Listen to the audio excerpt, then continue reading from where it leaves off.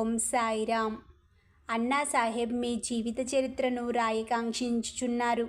నేను భిక్షాటనం చే జీవించు ఫకీరును. నా జీవిత చరిత్ర రాయనవసరం లేదు అని అనవద్దు. మీరు సమ్మతించి సహాయపడినచో వారు రాసెదరు, లేదా మీ కృపయే దాన్ని సిద్ధింపజేయును.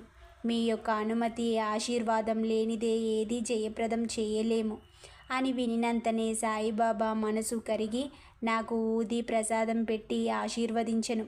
మరియు శ్యామతో ఇట్లా చెప్పదొడంగిరి. కథలను అనుభవాలను పోగు చేయుమనుము. అక్కడక్కడ కొన్ని ముఖ్య విషయాలను టూకీగా రాయుమనుము. నేను సహాయం చేసెదను. వాడు నిమిత్తమాత్రుడే. నా జీవిత చరిత్రను నేనే రాసి నా భక్తుల కోరికలను నెరవేర్చవలెను. వాడు తన అహంకారమును విడవవలెను. దానిని నా పాదాలపై పెట్టవలెను. ఎవరైతే వారి జీవితంలో ఇలా చేసెదరో వారికి నేను మిక్కిలి